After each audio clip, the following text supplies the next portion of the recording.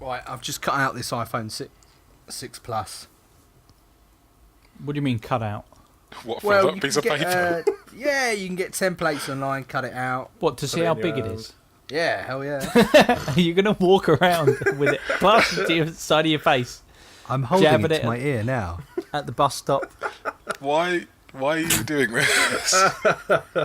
Well, I need to see if it's proportionate to my needs. What do you Do think? they then? do What's- other templates, you know, if you're thinking of buying a used car or something? Do a massive origami Volvo estate and just sit in it?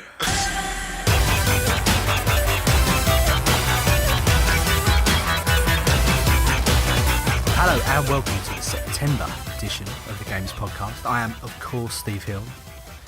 If you're a regular on the monthly podcast, you will know that we always play a game. The person with the highest score will be the last to be introduced. The person with the lowest score will be the first to be introduced. This month, what were we playing? Is it Swingcopter? Swingcopter, yeah. Yeah. Horizontal Flappy Bird. From the makers of Flappy Bird. Surely it's vertical. Vertical, yeah, or is it horizontal because the thing goes horizontal? Or is it vertical because the... It's an inverted Flappy Bird. Yeah, there we go. Let's use that. An inverted Flappy Bird. Joining me, as always, with an updated score of 9 from 5. It was 5 and now it's 9. Mark Boschwright, hello Mark. Yeah. You were happy with that? You thought it might have... I was reasonably happy. I hated the game, but then Niall kept on updating No, his but I score would have beaten you as anyway. we were recording. Even without the one you didn't want me to update, I would have beaten you anyway. When you cheat, you only cheat yourself. Consider that. But no, yeah, I actually would have beaten you anyway. Not that I'm trying to rub it in, but I would have beaten you anyway. Stupid game. Also, joining me, as always, my brother from another mother, Leon Matthews, hello. Niall, this is getting out of hand now. A score of 14, which would have been enough to win. This is getting out of hand. A late surge from Niall. Oh, You edged it, Niall, with a score of 19. I cannot believe that. I thought Leon got really good at it. I thought that I'd just rushed the score in and that was it. Obviously, I am the best ever. Sorry, Leon. I was thinking on the train on the way home today, on your name and how it could become posh. My name? And yeah, your name. So I got Gil is obviously Gilles. That's fine. And then I couldn't find any way to make Niall. I get called... Niall, Neil. It just wasn't working. There's so many variations on my name by people who know me. So if I go somewhere, say for like an interview or something, and nobody has seen my name before, I'll get called Neil. Neil. If some people at my university call me Nigel. Okay. There's Nigel. I've never met a Nigel in all my life. I've never met a Nigel. If you'd like I'd to love start calling me meet them. Nigel, feel free, because it happens a lot. Right, listen. If I have a third child and it's a boy, I'm going to name it Nigel. You've got to. And one day I'll play him this podcast. And go, there you go, son. And he'll be so There you go. disappointed. Right, fellas, shall we get into it?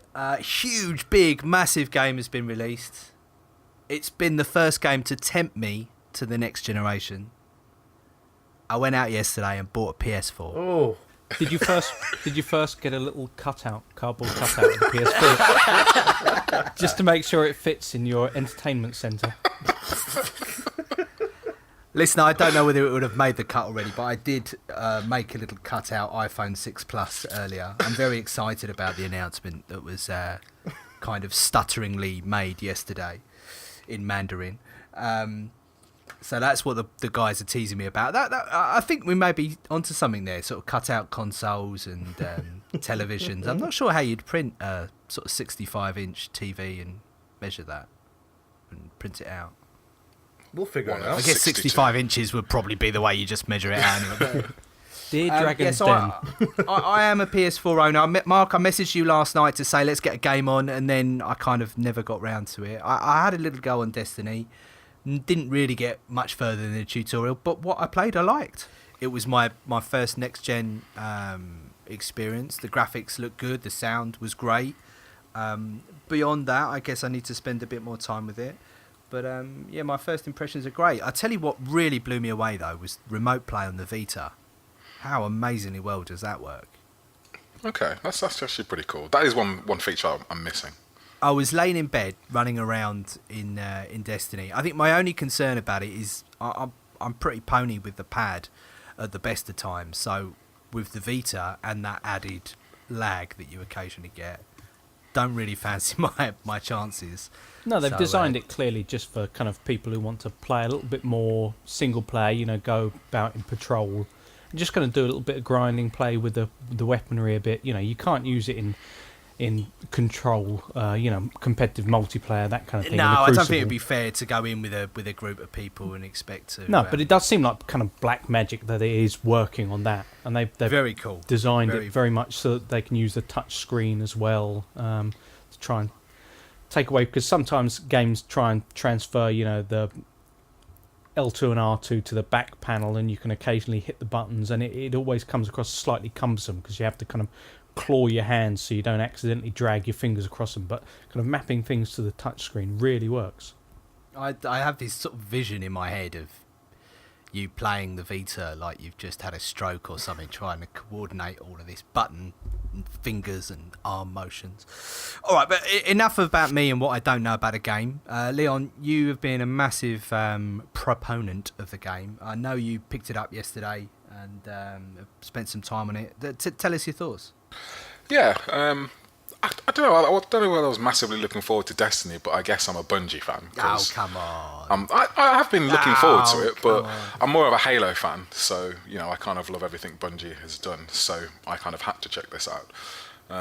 And when you first turn it on, you can't mistake it for not being a Bungie game. I think if you closed your eyes and guessed a little bit, you might think it was actually a Halo game from, you know, the soundtrack and just the way it's all introduced to you. And largely the way it plays as well, I suppose. It does play a lot like a Halo game. But yeah, it's decent, apart from the first experience that I had with it. As I've put up like a sort of rolling review thing where I'm going to be updating my thoughts on the game as I go along. And my first experience of it was possibly the most irritating thing I've had happen to me on this console. Obviously, I'm just playing it on my own at the moment. I wasn't even playing with anybody in co-op or anything like that. There were people populating the areas that I was in, but I was doing some missions on hard, and I would get to near the end of a mission, especially. Normally at the end there's like a part of the level where you can't respawn, and I would get right to the end, and then it would tell me that my internet had been disconnected, and then send me all the way back again when I logged back in again. And that must have happened about 10 times on a single mission. So I rage quit and stopped playing it, but it's actually been a lot more stable today, so I've actually been able to get into it a bit. It sounds like the console was almost sort of a bit sour grapes that you were making progress. It's like, oh, your internet connection's down, you're out. Well, it felt kind of like that, to be honest, because, you know, every other device in my lounge had the internet, but Destiny decided that for some reason it was going to disconnect. But, you know, it's launch day, and every single online game, and it's not an MMO, we won't call it an MMO, but every persistent online game tends to have issues when it launches, so Destiny was no exception. But as far as they go, I don't think it was the worst launch ever. I mean, there were some issues, but it wasn't, you know, total meltdown or anything. They had the patch, and for me, I downloaded the patch pretty quickly. There wasn't any kind of problem there. Did you have a problem with that? No, the patch just flew down. It was more, like I say, just random disconnections. I was literally playing in fear. Like, I'd start a mission and I'd just be booking through it to try and get through it, lest I be kicked out halfway through it. So I just had to stop. The patch took me an eternity to download. It was really, really irritating. It's not even big though, is it? Like only a couple of 100 meg, if that. But Yeah. for some reason, I've got fairly decent internet here. Not as good as your fat pipes, but it should be enough to get that down. And yeah, it was not good. But I like the concept. I think Destiny as a game concept is interesting. I'm not sure I fully agree with this whole always online thing. I think yesterday kind of proved that I would like to have just a single player mode perhaps for me to play, but at the same time, when it is working, it is quite nice just roaming around the world. And I don't know, I think, again, I'm updating these impressions as I go, but I think it's almost a half step to kind of the game that I want. Like, I love Fallout and that kind of massive world to roam around, and Destiny kind of is that, but in sort of really small compartments. And even though I've only been playing it for a couple of hours at this point, I've revisited the same environments over and over and over again already. And the gameplay, a lot of people who don't like Destiny or have been put off Destiny have been saying, ultimately it's just a Halo shooter, and it plays like that. A lot of the mission design is go somewhere, fight waves of enemies, spawn your ghost, let him scan something, fight more enemies, game over. And the part that keeps you coming back is the loot, the collectibles, that sort of thing. And I guess if you're not into that, then there's not really anything new about it. Well, Borderlands pretty much is what you've just described there. I think I'd personally be hoping for a little bit more by way of narrative, like you had in, say, Fallout, for example, or Skyrim. Is there any of that? Am I going to be left disappointed, or will I find a kind of world that I can explore and get to know? I mean, there is lore there. A lot of stuff is a bit weird. They've got like these grimoire cards which you acquire, and then if you go onto Bungie.net, you can read about stuff. But I don't know about anybody else. But God. if you're not pushing it in my face in the game, if it's not somebody on a screen telling me it, if you're telling me to go and read a book or even read a collectible, I'm out. General rule, if you're asking me to sign up anywhere else or it's not on the screen that I'm actually playing on, I genuinely don't care about that. Dude, I don't even read the manual. Why am I going to go and read some bits on some website? I guess you guys didn't like old-fashioned RPGs then. Are we talking tabletop here, or I'm talking like your Baldur's Gate and things like that? Oh, actual video game RPGs, yeah. Just with a lot of reading. No, I love that kind of thing. If you stick it in a manual, I will, I'll look at that. There are lots of RPGs that I enjoyed where they've got kind of decent, really well-designed manuals. Actually, RPGs used to have great manuals. But, the idea of like a separate screen or like if I go to my computer, that then there's something that I'm going to look at, or I'm going to look up at it on my phone or something. It's not something I'm going to do. If you could take that information, if it's possible to stick it in the game, why don't you? Just in the pause menu, you could have all that kind of thing. Most games do that anyway. They have, a kind of collection of enemies that you've met. There'll be a rundown of it, the various different weapons, all that kind of thing, all the background lore. If you can stick it in something like Skyrim, the amount of books that you can read in there, why can't you stick it in something like Destiny? Yeah, do you know what? I even find like the audio tapes in something like Bioshock, even them I find a bit tiresome. Yeah, now I'm like that. Too far. Yeah, I'm actually on Mark's side on this one. I really love the audio tapes in Bioshock. I mean, I do, but I think the best thing about them was that you could press play and keep playing. So I hated audio stuff where it was like press play, sit and listen to it. It's like I don't want to sit and just sit listen and watch to this shit animation of reels going round. Yeah, exactly. Like, come on, guys. At least Bioshock Seriously. was like, keep shooting things and we'll play it at you. You don't even have to listen to it. And their voice work was, still to this day some of the best. In the first one. But the story in Destiny, it's decent. I mean, when I say decent, so far, there's not a great deal to it. Traveller lands on Earth and you must push back the darkness and shoot things. That's essentially all I've got at this point. Right. I think if I hadn't played the beta, I would be at a loss because I kept getting disconnected yesterday. I got to the point where you got to the tower and you get the guy who speaks for the Traveller. He's like the dude who's here to tell you basically what the story is. And it disconnected halfway through that. And then I joined back again. It was like, right, well, we've skipped that cutscene. We're just into the first mission now. So if I hadn't watched that already in the beta before, I would just be at a complete loss. So I think that is also something which is a bit weird about this whole online thing. But as far as the actual game goes, it's definitely gameplay over story for me at the moment. It's definitely more about that shooting loot, upgrading your weapons and stuff, rather than, I want to see what happens in the story next. But isn't the whole point about the story that the Bungie are basically looking at this really long-term plan? They've basically said that, it only actually starts once you get to level 20 and you actually finish the story or the game as it is. So I think they're kind of trying to just drip feed information and make it as cryptic as possible, rather than have that point where you just beat the game and then they happen to drop some downloadable content and then say, but there's actually a bigger enemy you've got to face.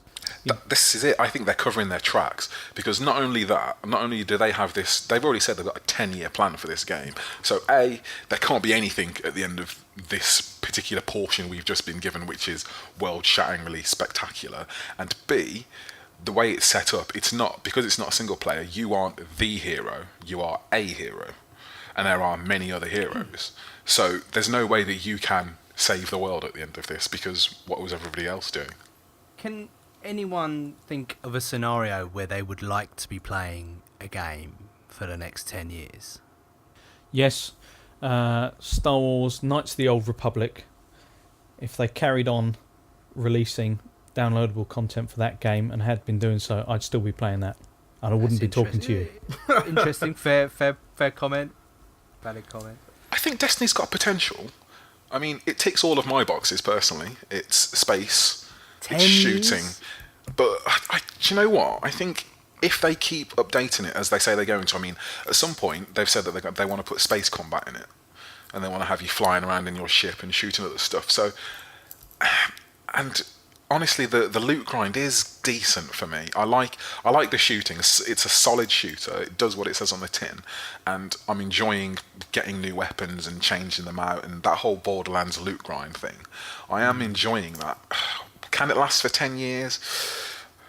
Yeah, you're right, that might be a push, but I feel like it's got potential to at least keep people coming back. No, you just clocked up 10 years, didn't you, in Football Manager? I clocked up just to hit 400 hours in less than a year. So it's a good game, and it's that thing where you have a really good season, and you get familiar with your team, and you get pally with them, and I've got a striker who I signed at 16. His name is Aboubakar Mara. He's a French Senegalese international, and he's not a real person. But I was about to be the one that broke that to you, but I was just going to wait and see how far you went. But for me, tell us what he's into. He's like a son. Honestly, I love that man. He bags easily 30 a year. He's not demanding when it comes to his wages. He's never complained. I like him. He's a good bloke. And when you've got a team full of people like that who you've had from day one, and you've raised them into these top players, you need to stick around and play this. Well, it's safe to say that Niall is into the idea of playing something for 10 years. But, Mark, you're about to say something before I cut you off to bring in Niall, which I regret already. It's just you speaking into your paper iPhone and Niall with his French striker. This is going a bit weird. No, but I mean the idea of Destiny and a 10-year plan. It sounds like kind of maybe everyone's worried about kind of flogging a dead horse and that there's not going to be enough content there. But if you look at say like some of the yearly kind of franchises, your things like your Assassin's Creed and how long they've managed to go on with just basically releasing kind of the same game in a different skin slightly, or just updated missions, change the setting with the same basic mechanics. For a decent franchise can do that for 4 or 5 years quite easily. If they were going to add in things like space combat, FIFA can do it. FIFA can do it. Football Manager can do it. Call of Duty can do it. I think Destiny's already kind of placed itself as something different.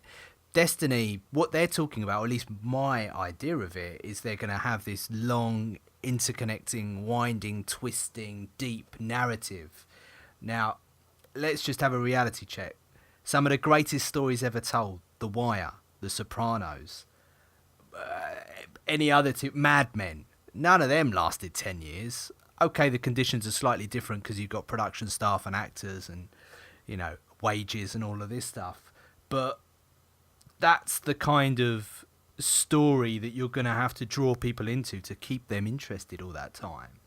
The biggest danger, and Dexter was a victim of this, is where you try and string something out longer than the actual life of it really, really, truly was. But is not the kind of the idea that, should we say, you get people involved with the story, but then it's the multiplayer that kind of tides people over for that extra kind of 6 months between releases, or the extra months between downloadable content packages. How long was Warcraft a thing for? A credible top dog online. It depends. Game. 'Cause every time an expansion comes out, you get another a little surge again. in players. I think Warcraft is coming close to 10 years. Yeah, but it's safe to say it's nowhere near where Oh, it was. no, it's high, no, but probably on its way. But it's still pretty massively huge, yeah. big. Yeah. Yeah, and if people weren't paying for subscriptions for that, and they were just paying for the new packs, how big would the player base be then? Probably not as big, but you've got games like Guild Wars 2 that do exactly that, and I think they're going very strong still because of that model where you buy it once and then maybe you drop out for 4 or 5 months and you pick it back up again and then maybe you drop out for 4 or 5 months. But I think the lack of a subscription fee kind of keeps people coming back, so maybe it could last for as long as they say it can, but somehow I'm not that confident that it'll last 10 years. The problem is that anyone who builds a game now predicting for the next 10 years, inevitably, whatever the next big thing is, and it's something that kind of no one can predict, no one's actually seen it, whether it's something like No Man's Sky or whether it's something like Evolve, something always comes out that makes kind of the best current game just look like something that people are happy to consign to the shelf. The game changer. Yeah. So, Destiny, as somebody who hasn't got a next-gen console but is PS4 curious, is Destiny a system seller? Wow. Is Destiny a system seller? Sell it to me. Do you like shooting things? I kind of do. I've gotten really into Payday 2 at the minute, so I'm into shooting things right now. Payday 2, interesting. It's a good game. It is a really good game, actually. I've spent... I don't even want to tell you how long I've spent on it. Hang on, let me find it. Are you attached to any of the characters? I'm a big Chains fan. He's got a very shouty voice, and I like it. Very down to earth, doesn't demand much wages. Yeah, he's a nice bloke, I get along with him well. Do you tie up hostages or do you shoot hostages? You've got to tie him up because then your waves are a lot less in your face, if you know what I mean. You're not going to see as many bulldozers and things like that if you've got a lot of people tied up in the back office. Yeah, this is true. Is that right? Is that how it works? Payday 2 is amazing. I reviewed that game, by the way. There's a review on AVForums. 105 hours Check it I out. spent on it. So How many? 105. So it must be alright. Some way to 10 years, though. Well, It's decent. Yeah, it is really good, actually. If you're looking for someone to check out, a bit of... Isn't there a Left 4 Dead and Payday mod or some sort of... they're kind of different games, to be honest with you. They are 4-player co-op, but they are kind of really different. Because I see Payday as, like, objective-based, and Left 4 Dead is kind of a work your way to the end kind of thing. It's a weird comparison, but there is a comparison. No, I think there genuinely was some kind of mod that brought the two games together. Oh no, that was an Maybe update, wasn't it? That was dreaming. that No Mercy Halloween update, I think. And in the first game, you had to break into a hospital and steal someone's blood, and that blood apparently started the outbreak in Left 4 Dead. Ah, I think that's what it was. I like that. See, that right there, that's storytelling. just saying. Is Destiny a system Yeah, seller? sell Destiny to me. Come on. Did you like Halo? Have you ever played Halo? I played the Do you first like one on that? PC a lot of years ago, and it was alright. Do you like loot games? Do you like upgrading things and then killing upgraded enemies with your upgraded thing? I do. To get better things. I do in the context of MMOs. I don't really like Borderlands that much. Do you like stats, though? I do. With regards I kind of really do like upgrading. stats. Yeah. Do you dislike games that kind of hide lots of stats and just have one base stat? Yeah, I do. I'm a big stat fan. Oh. Do you enjoy randomly dancing? Yeah, I can get into that. So, in a firefight, for no reason, bust out a bit of a move. Well, yeah, you might as well break the mood, might you? Yeah, okay. Destiny might be for you. that is one of my favourite features ever. It's just finish firefights, dance. 20 seconds before the level ends, dance it out. Why not? Good shout. One thing I was wondering though, Leon, how did you get on in multiplayer with the powers, the special abilities? Because given that you kind of come from being a bit of a Halo fanboy, you know, it basically putting in these special abilities, it is like a finishing move. It's like a kind of trump everything move that slightly takes it away from, you know, very much traditional FPS competitive multiplayer battles and adds in that kind of little bit of fantasy sci-fi element. How do you get on with that? Yeah, it's a little bit weird, and I think they are a little bit overpowered as well, to be honest. Personally, I chose the Hunter, so his special ability is another gun, which just shoots people I'm hard. shocked. Yeah, surprisingly. But the other ones have like a projectile or an area of effect attack. As far as me in multiplayer, so far, I'm a long distance person anyway. I use a scout rifle and a sniper rifle anyway, so I tend not to get into close-up skirmishes if I can help it. So I'll be sniping people from distances away. But as far as the in-close game goes, yeah, it's a little bit weird, a little bit overpowered. I'd say there's still some balancing to do on that. I don't hate it. It doesn't make me not want to play it. But it is interesting. It's different. Have you been playing with other people at all, or have you just been lone wolf? I haven't. I mean, I got it yesterday, and like I say, I tend to like to start a game and just play it on my own, which gets harder and harder because all I get is messages from people going, "Oh, if you got Destiny, play." But I kind of like to do the first bit by myself just to get a feel for it. I think that it's the way the game's set up, though. I don't think you're going to be able to get that far just doing it by yourself. I think the difficulty ramps in certain areas quite significantly. At least that's what I'm reading anyway. Yeah, I've been putting all the missions on hard, and to be honest, that they are really hard.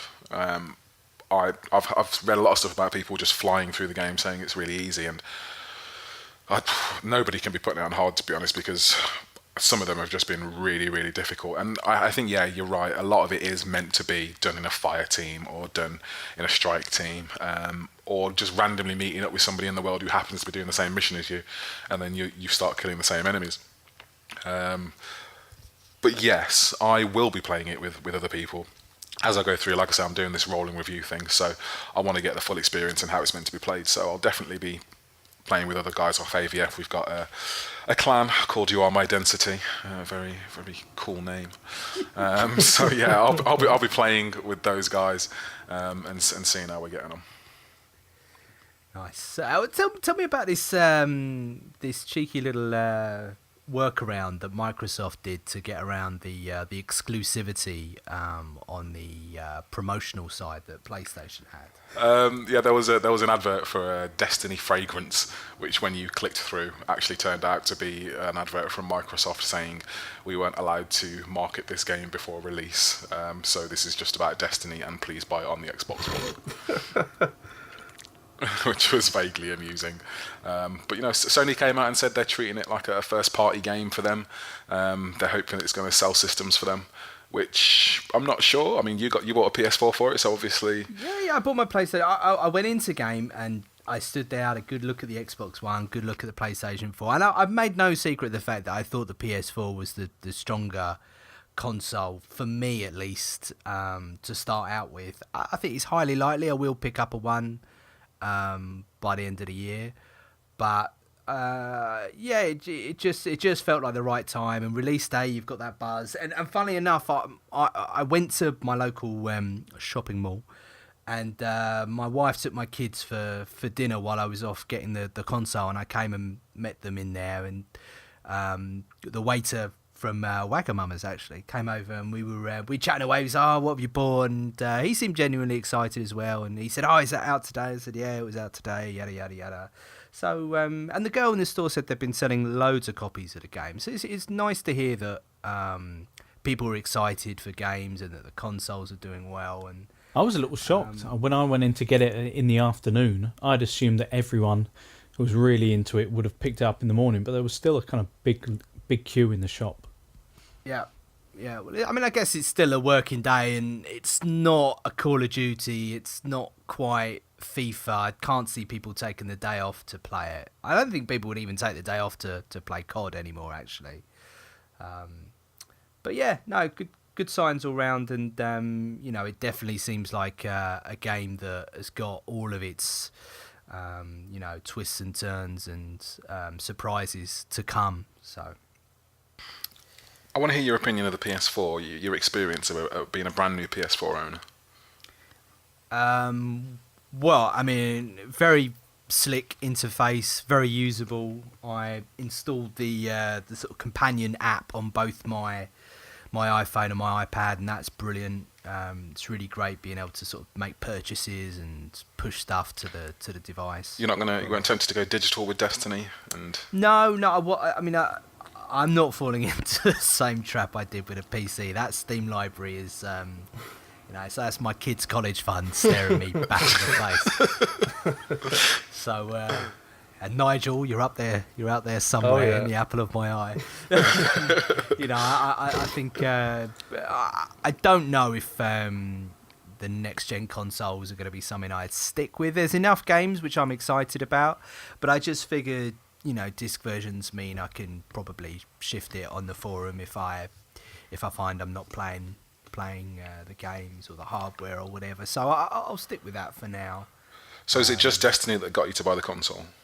It was purely Destiny, the hype, and obviously I'm not going to see it on the PC, or at least not anytime soon. You never know what's around the corner, but for now, this is the only place to play it on the next gen consoles. So what's your next buy then?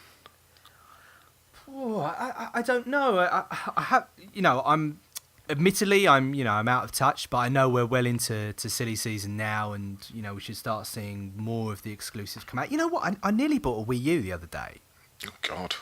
Nearly bought a Wii U. My son for Mario Kart really started showing. No, my son's really started showing an interest in games, and I'm getting really tired of apps on the iPad just trying to make all these microtransactions all the time, and he doesn't understand. He just wants to unlock this level or play this or get a blue car or get some kind of spoiler for his car or something of the game he's playing.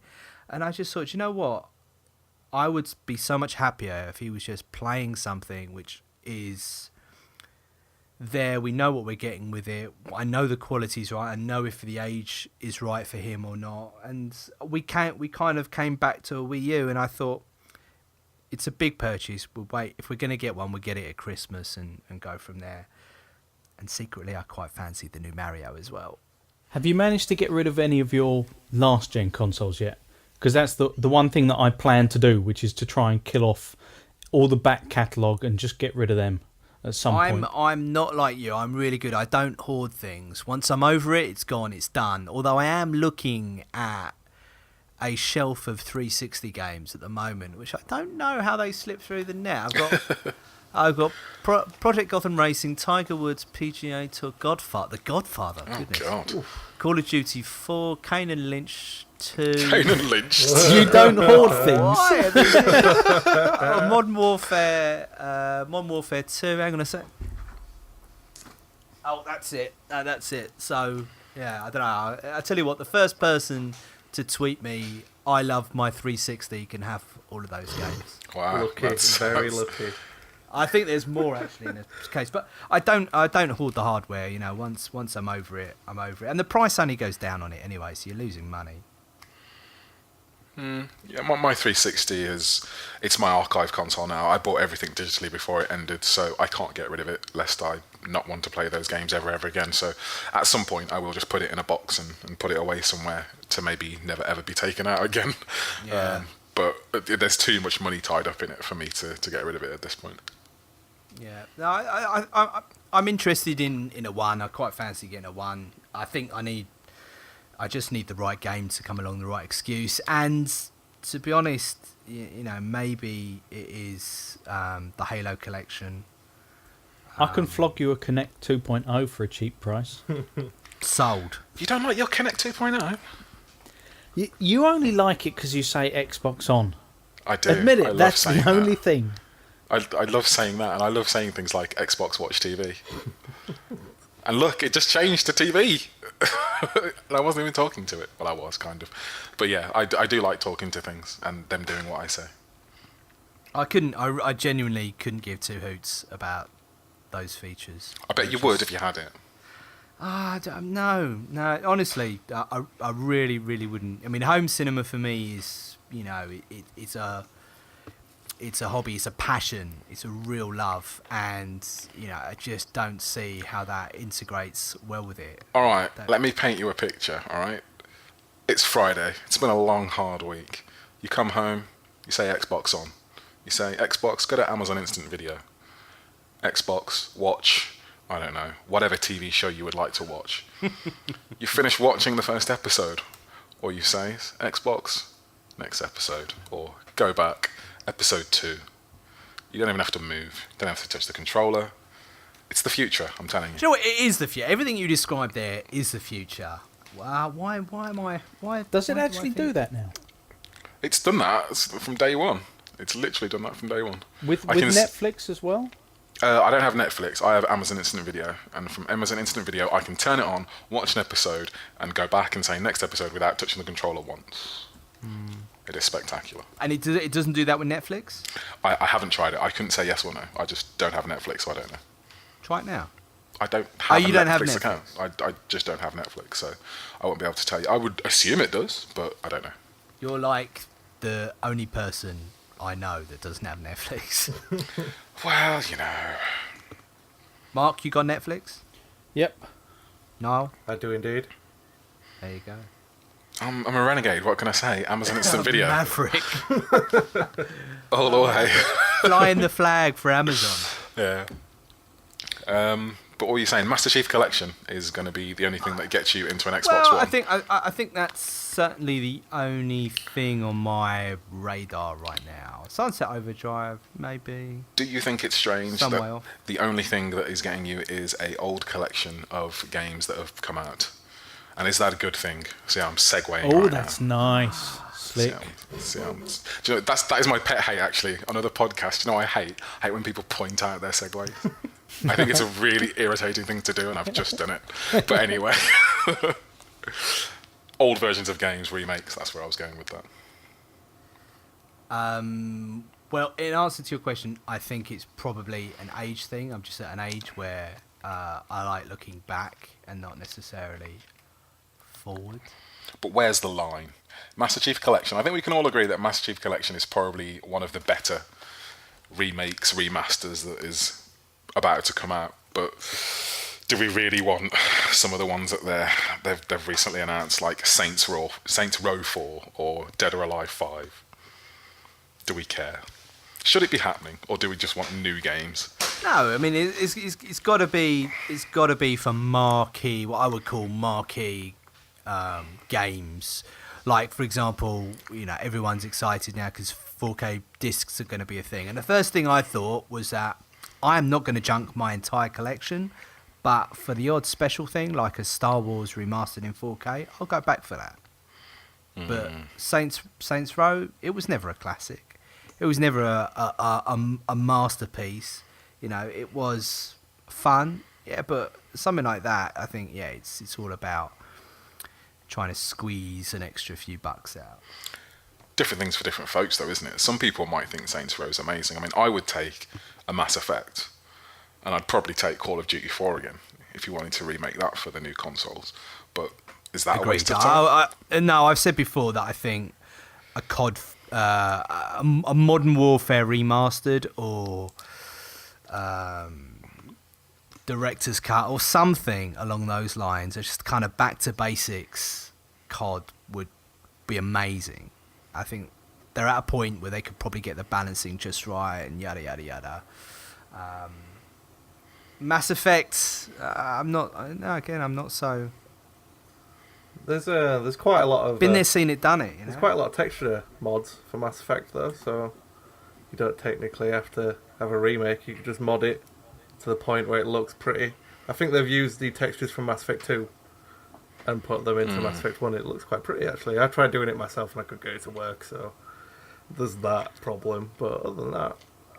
If they could make Mass Effect 1 in the Mass Effect 2 engine, Oh, yeah. That'd be... that's a lot of work, but that'd be good. I would totally take that. Oh man, you can keep your moon buggy. You don't like the Mako? What's wrong with the Mako? Yeah, the best thing about the Mako was you drive around for hours and hours searching for something, wiping out, just, getting yourselves in all kinds of sticky situations. But then you'd stumble across a space station. You go, I know what's coming up here, and I'll go in, blah, blah, blah. And then suddenly, all of these zombies would come out of nowhere, and it was terrifying. Now, the impact of that would have never have been as good if you hadn't been driving around aimlessly. Yeah, for hours. For 40 minutes looking for something. It was pacing. It was well paced. It was well paced, and I don't think it was necessarily planned. Yeah, no, not so Dumb much. luck would probably be a kinder way of, and a fairer way of describing it. Yeah. So I don't know. Look, I'm pleased for someone like yourself that if it comes along, you're excited, go for it. But I think it would be well out of order if it was full price. They are full price though. It wasn't Last of Us Remastered was full price. I'm sure GTA 5 will be full price. But isn't it? It's a kind of weird case where stuff like Last of Us and GTA 5, they're so recent, and the upgrade is likely to be so minimal that it's just like a weird case of backwards GTA compatibility. 5 and Last of Us is that. I mean, that's But really it's backwards kind of- compatibility. It's right. People, you've traded in your old console. You've got the latest console. But there's not much coming out. You'd like to play these games again for a bit. So then, What's we'll the give score you with Minecraft? I'm sure there was some kind of cheaper upgrade option. If you owned it on the PS3, you could buy it for, say, unlock it for £3 or something on the PS4. Yeah, that I think is probably fair. Although, to be fair, who am I? I don't really know what kind of resources goes into Well, they're running remastering. They're running the kind of that kind of vague scheme with Destiny.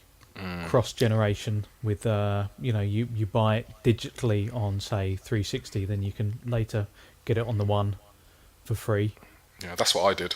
I bought the 360 version because it was £5 cheaper and got the One version for free. I thought many people would be doing that.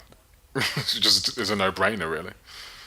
But yeah, that is the way to do it. Yeah, or that way Minecraft did it, which is it's £15 new or £3 if you bought the version before. But for some games, like Last of Us didn't do that because they knew people would simply buy it, and I'm pretty sure GTA probably won't do that because they know people just simply want to play that. Although to be fair, I've seen some screenshots of GTA and they do look a lot better, which is weird to say because GTA looked pretty good on the old consoles anyway. Yeah. But it does look markedly better on the new consoles. Does that mean it's worth buying again? I don't know, but I'm part of the problem because I probably will buy it, to be honest. Yeah, right there. You see, right there, it's you. Yeah, it really is. I mean, I bought. Let's just dial it back. We mentioned Minecraft. That dude has made so much money. Might be about to make more Yeah, as well. there's rumours. Microsoft And might be buying. it might even go through the roof. I mean, 100 million. They estimate the money that they've made through Minecraft sales. I mean, it is literally available on every platform you can imagine. And here we are. Microsoft are now apparently in talks to buy Mojang for $2 billion. It's crazy. It is crazy, and that dude started that. I mean, I remember buying into the alpha on Minecraft. I mean, how long ago would it have been now? 4 or 5 years? It's not really that long in the grand scheme of things. And I think maybe I paid £4 or £5 for it. It was a real leap of faith, and it's just exploded. It's crazy. I don't really see the logic of Microsoft buying it now. I think it's a bit late. I think it's, the star has been burning for a while already, and them buying it now, okay, it gets them this huge property that a lot of kids are super invested in, and I guess they could probably churn out many more expansion packs and stuff like that, but I think it's kind of already got into every console and every nook and cranny that it's ever going to get into, so apart from just churning the money that it's already making, I don't really see why they would buy it. No, the time to buy it is when you can lock it down to some kind of exclusivity, or when it's still on the up. Now. See, I think you're all missing. I think you're all missing the point. The way it's engaged with children. I think maybe someone somewhere sees this as some kind of digital. I mean, it's very cliched, but digital Lego as a brand. You know, why can't you have Minecraft Land and Minecraft the movie and all these other things? You know, and this is not just about making an exclusive game for a platform. It's something much, much bigger and wider than that. It's the only reason they can be spending so much money. But Microsoft have done this before. Microsoft's track record with buying up studios tends to be better when there's a great game in development and they're buying tying down someone like Bungie before the game's actually out. You know, rather than say Rare once they've had a string of hits and say staff are already changing. You know, there's already talk. Well, he's going to leave.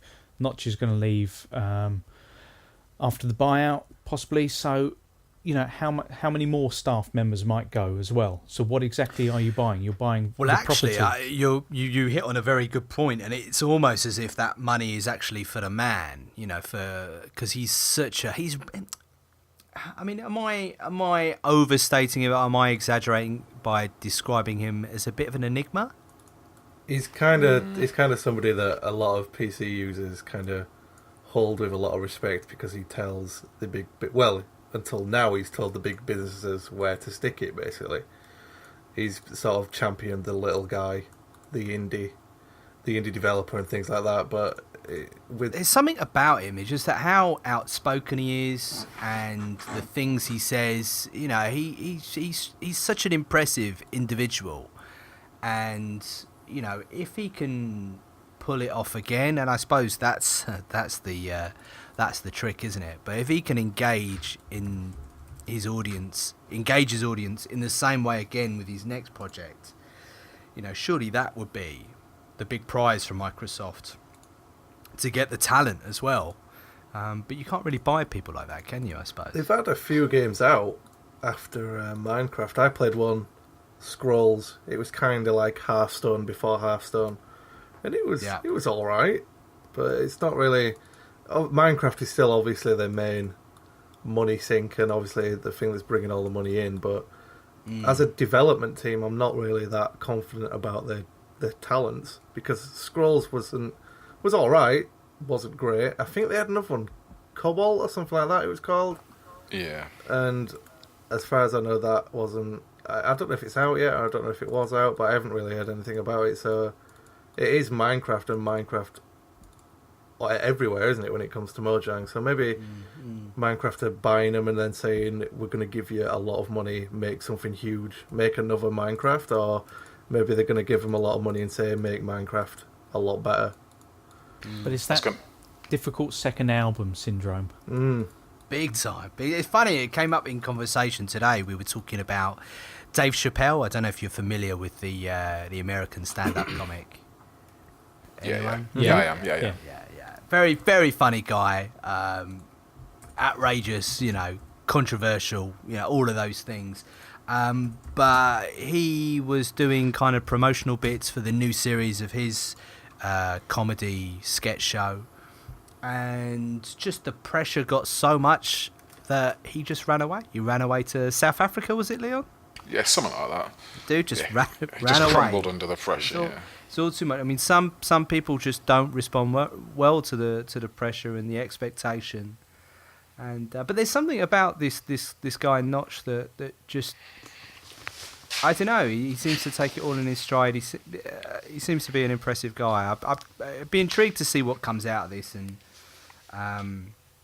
for $2 billion, what Microsoft think they can get. Yeah, for $2 billion, they have to have plans for how they can monetize it, and there's got to be something in the pipeline. They cannot just be spending that for the idea of, you know, a studio that's made a game that is already kind of proliferated across so many platforms, and it's already there that you can't tie down. Let's look at what's happened in the last year. You know, we are surely due to see some huge, big, sweeping changes or ambitions in the gaming industry. You've got Facebook buying Oculus Rift. You've got this potential deal going through for Mojang with Microsoft. And of course, Amazon coming from nowhere and buying Twitch. When we all Double thought Helix Google, as well. And Double Helix. When we thought Google had wrapped up the deal some weeks ago. So, something's going to happen. These guys are not throwing around these kinds of level of cash just to put things on a back burner or, put it in cold storage. Something's got to happen. Someone's got to make a play, and it should be intriguing. I read on the forums that, I don't know how true it was, that instead of Mojang, they could have bought, for $2 billion, they could have bought someone like Take-Two. Yeah. Or, let's say, Capcom. Yeah. And I'm thinking, would that not have been a better way to go about this? I love Got Take- all the back catalogue, all the Yeah. infrastructure. Yeah, I love it's such a Take-Two, young yeah. company. Yeah, so it's just a bit strange. I'm not sure. I mean, for me Huge gamble, personally, Mojang isn't like a great draw, but obviously, it's a whole generation thing. There are kids out there who just Minecraft is a huge thing. So I'm sure accountants have looked at spreadsheets and gone, "This is a smart idea." But for me, there are other things which they could have spent that money on. But we'll see. That's a reason that's not my job. Tell me, who's well versed in Minecraft? Because I was having a quick look on the PS4 store last night, and there seemed to be a ton of different DLCs and add-ons. And where exactly is it at this moment in time? Is it still the core of it still the same as what it started out as? I think it's changed has a the face of lot. it I think one update that came along added experience and added what did they call it? Enchanting. So you can enchant your weapons and your tools to do different things. And in order to do that, you had to gain a certain level of experience points. So instead of it being open, do what you want when you want, you then had a level to work up to, in a sense. And a lot of people kind of decried when that happened, that it completely changed the game and all these sort of things. It sounds like a Warcraft for kids. It kind of is. It kind of is. But it's still, I think that core building and creating anything you want is still there. But I think its popularity is still on YouTube, and these famous YouTubers who just make video after video of them just dicking around on Minecraft. I think that is what draws the kids in. And I say draws the kids in because that is what their main audience is. And that's not a bad thing. I mean, I still log on every now and then, every time an update comes out, and put a few hours into it. But I think a long time ago I sort of fell out of touch with the updates because I have no idea how to play it anymore. There's all the enchanting is completely lost on me, and the just huge amount of things you can build now is just goes completely over my head. I think you had to kind of keep up with it to understand it, and I've lost touch. But I suppose if you put a lot of hours in, you'll be able to pick it up again easily enough. Do you remember there was a time when we were all speculating, or at least I was, that Nintendo were pulling off the greatest trick by reeling in the younger generation with the Wii and the 3DS, and then just as they matured, they'd come out with this amazing next-gen console and just totally dominate the market again. And that never quite happened. Do you think maybe this is Microsoft's way of getting back in with a generation it's kind of lost touch with, or has moved on? Maybe. Yeah, it could I make hadn't thought sense. about it like that. What about tying it to something like Windows phones? Oh, that's just a bad call. Tying anything to Windows phones is a bad call. Well, no, I'm just thinking what their you logic say that might they're be. not. They haven't given up on Windows phones, and it's getting better. Everybody else has, though. It's getting better, but let's be honest, Windows It's getting phones, better. no one's The buying a handsets Windows are getting phone. better. I think we've still got to see its best years are still in front of it. Oh, come on. I don't know. I've just got a feeling. I don't know. Actually, Is there a cardboard cutout for a Windows I just phone? dropped my my cutout iPhone 6. Don't worry, it's okay. Make sure you don't smash the back No of it, 'cause screen replacement it happens needed easily. here. It's going to be all right. Yeah, I think that says it all. You're not exactly cutting out the new Windows phone, are you? No, It's the iPhone 6 that you're cutting out there. point well made. On an unrelated note, I may or may not be playing Destiny, and this sniper rifle is the best I weapon I've thought used. I could Do you know hear what? I could hear analog some sticks. clicking. I thought I could hear Sorry. analog sticks. And I thought I was going crazy. Man. Which sniper Leon. rifle have you got? Have you unlocked the uprated scope yet? No, not yet. I am in multiplayer, and just fools are just dropping with this sniper rifle. It's so good. You're kicking ass and taking names. I tell you what, man, it's so good. It's just so good. But yeah, sorry. I'm paying attention. See, if I hadn't told you, you wouldn't have known, would you? Well, I could hear The something. clicking, yeah. Definitely. What else we got? Dead Rising 3 on PC, maybe. This upset you. You did. were upset about It did. Dead Rising annoyed me. 3. Is it a turkey? Is it what have they done? It's come out, and you know, like your PC is a bit of a spaceship. It's just insane. In my PC. Yeah, your PC with the Titan and everything. It's out of action. It's out of action at What? the moment. I've got bad RAM modules. Oh. It's just started randomly crashing, and I kind of, you know, when you're an experienced PC man such as myself, the PC whisperer, Yeah. I had a feeling it might be RAM, so I did a mem test, and you kind of have to boot into this USB disk image. Yeah, I won't bore you with the details. Anyway, 53,000 errors later, it was indeed the RAM. Oh, good So I'm waiting diagnosis. for Corsair to, yeah. Nice. PC Wait. gaming. But Dead Rising When 3. it's good, it's good, and when it's bad, it's really annoying. But anyway, Dead Rising 3. Let's say your Yes. PC was working, your crazy PC. Yep. You Yep. wouldn't be able to play Dead Rising 3 at 60 frames a second, 1080p at max settings because it is just so badly optimized that it just won't work. SLI and Crossfire support hasn't been added yet, so you can only use one graphics card on it. And Yep. whatever you do, I think no rig in the world has managed to hit 60 frames, a consistent 60 frames a second on it yet. And it's Jesus. a bit of a joke. But What's the recommended specs on this bad boy? What are they saying you I need? don't think they're that high, but the problem is that it's just really badly optimized, so Right. nothing works. There's an option in the options menu which is quite funny actually. You've got all your standard PC options like texture quality and level of detail and things like that. And the other one is something like resolution or something. It's not the actual resolution, but it's like render resolution. So you can be playing the game in 1080, but you can make the game run at 720 like the Xbox version. Oh my They've done that, so it kind of runs, but it doesn't really. And it's just. And do you know what? I quite fancied this game because I love a zombie. I did as well. I love a zombie really up game, for or it. movie, or TV show, or book, T-shirt. You name it. If there's zombies on it, I enjoy it. So I was tempted. So I'm glad I didn't commit any money. Because you wouldn't be able to run it. Because, I don't understand why. Why do they do it? Because they must know that it's the kind of community that within literally an hour or two of it being out, someone's going to have benched it. Someone's going to have tested it. Someone's going to try to break the game and see what's wrong with it. I might be being a bit dramatic, but for me, it kind of has to run at 60.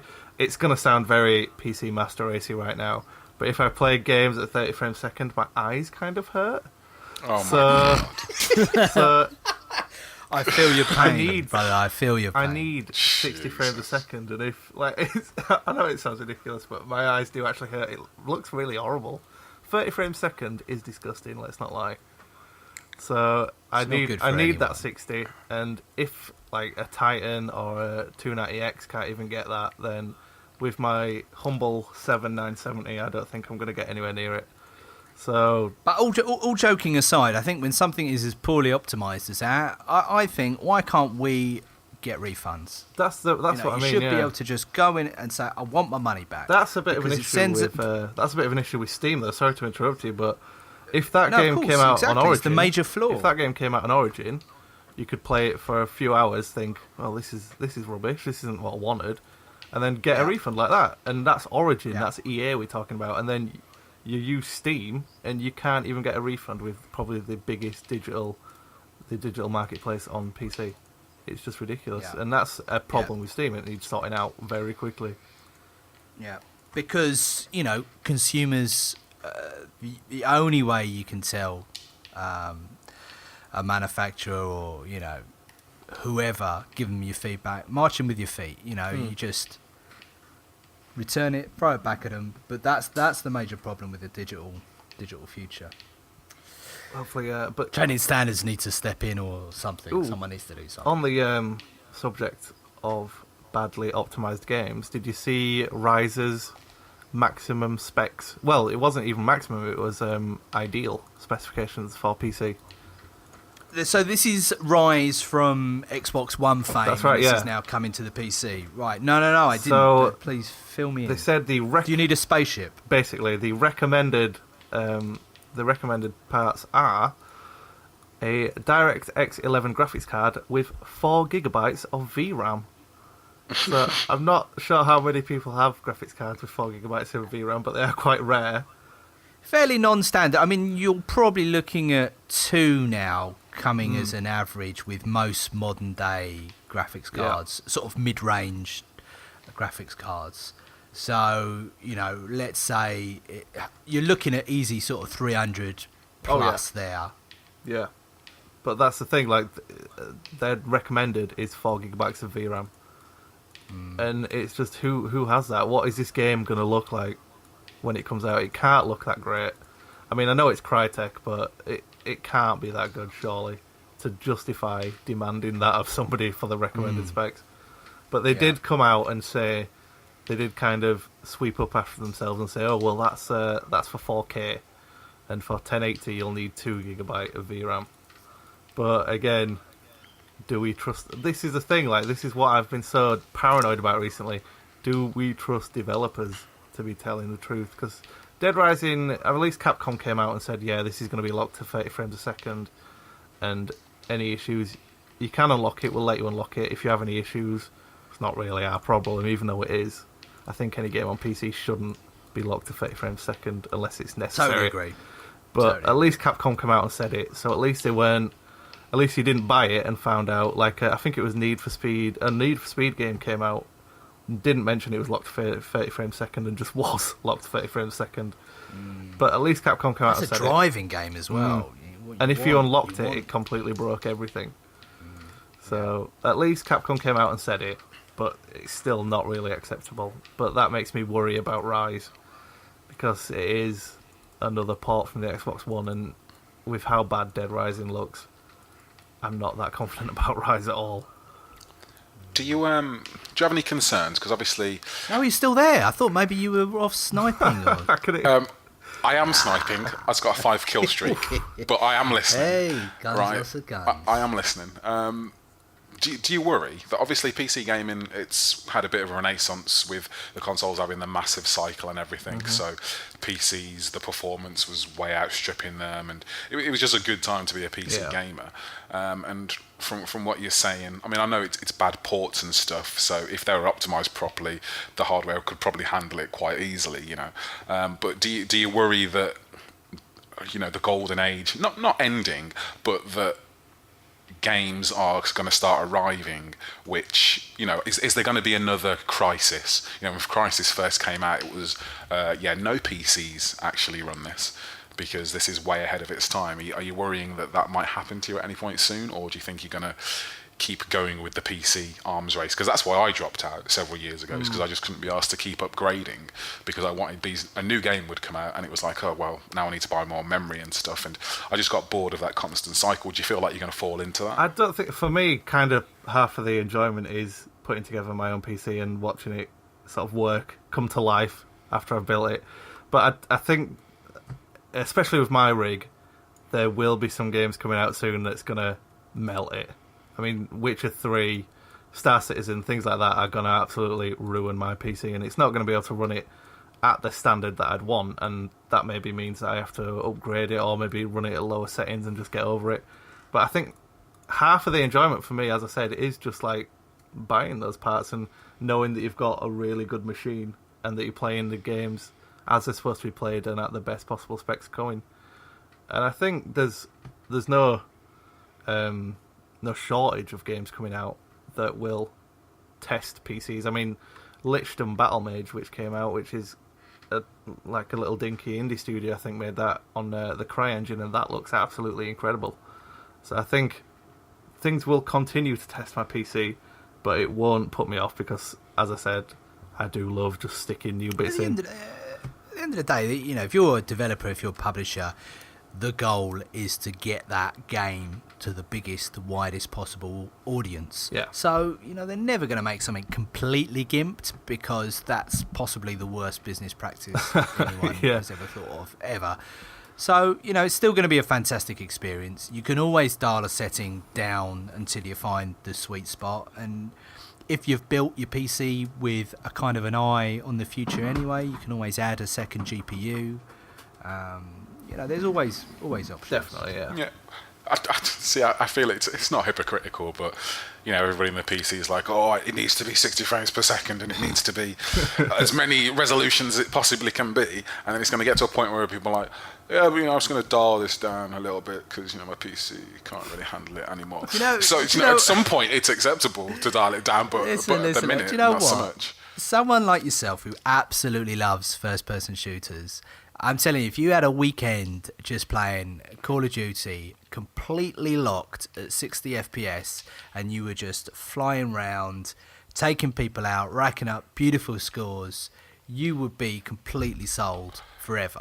There'd be no going back for you. Especially in the space of the first-person shooter, that's where it really shines. Yeah, I totally agree with you, and it's not like I don't think that 60 frames per second is not superior, and all of the things that PC people say, which, don't get me wrong, it does grate me quite a lot because I hear it all the time, but you're right, do you know what I mean? I'm not saying these things aren't valid because they totally are. Higher resolution is better, higher frame rate is better, it just simply is that.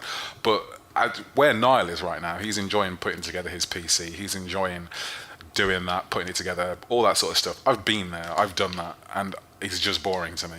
Like, I've lost the will. That's probably partially my fault because I've made it my job. So there was a point where I would build several PCs a day for my work. So coming home and tinkering with my PC wasn't something that was particularly enjoyable for me. So for me personally, that's why console gaming is where I lay my head, because it's just put it in, play, and I don't have to think about it.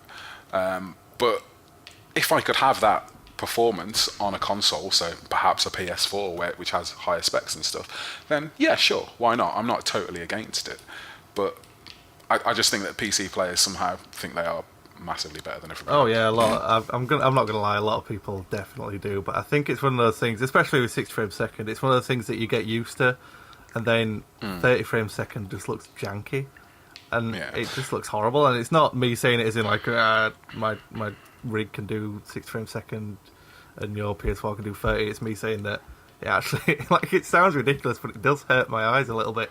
I went back to The Last of Us thinking, I'll play it again, I'll give it a go, and I couldn't do it. It hurt my eyes.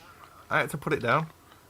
So I feel very silly saying it, but it is an actual fact that it does hurt my eyes.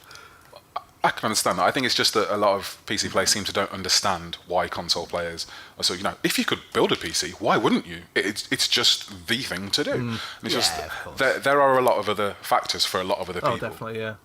Which play into it, which are beyond frame rate and resolution. Yeah, well, as I said, I am PS4 curious, so I might end up delving into the waters one day.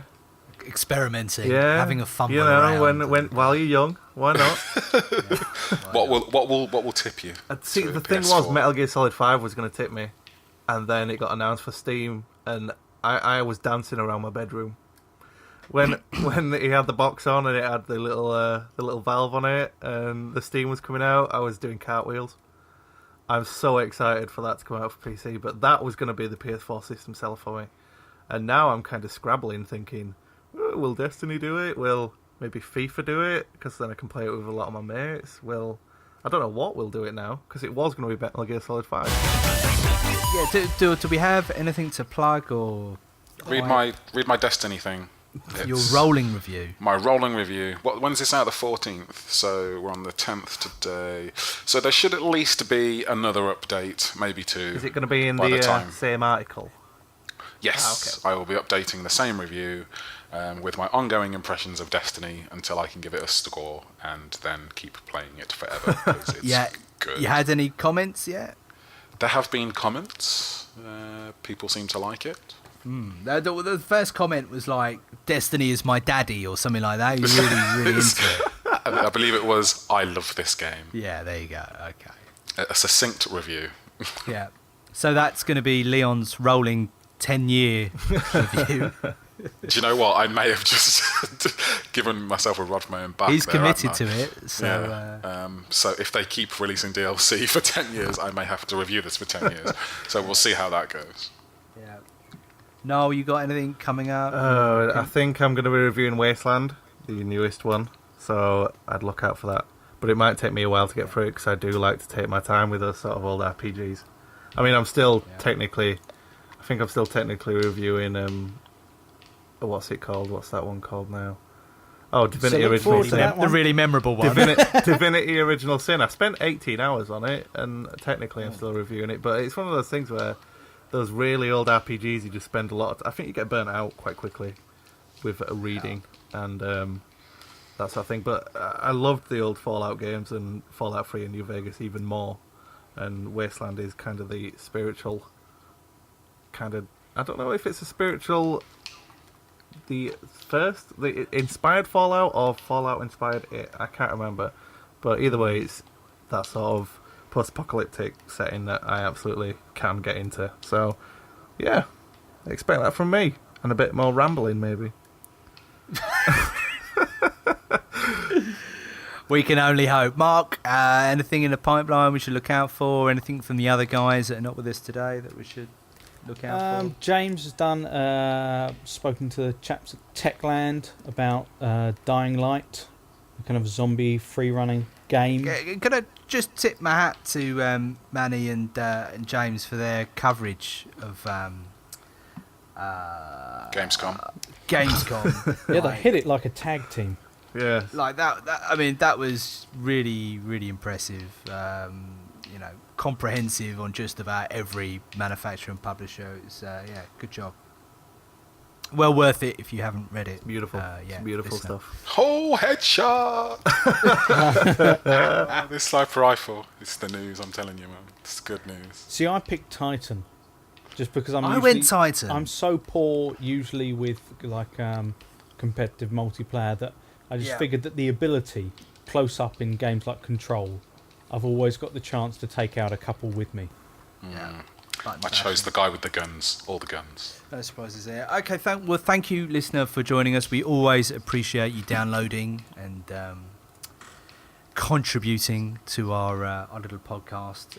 Any feedback, comments, please join us on the thread. Remember, tweet me if you want those 360 games. There's definitely more than I mentioned there. And remember, you have to say, I love my 360.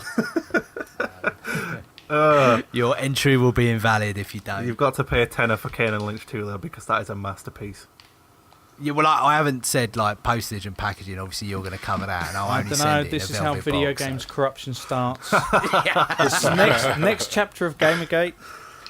AVForums. It's disgusting. Yeah, Their conduct. I'm definitely not sleeping with anyone to take these games. I was sleeping with Did I you say to that? take Kane and Lynch. Yeah, I was going to say. So that's a massive thanks from Mark.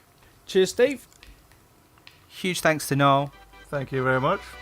And if I had an Xbox One, I'd hop in the game, wave at Leon, and say thanks for your time. Headshots for everybody.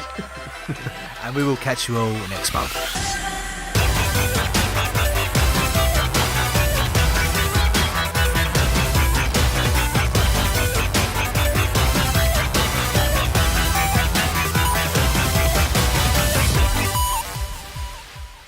His name is Abubakar Mara.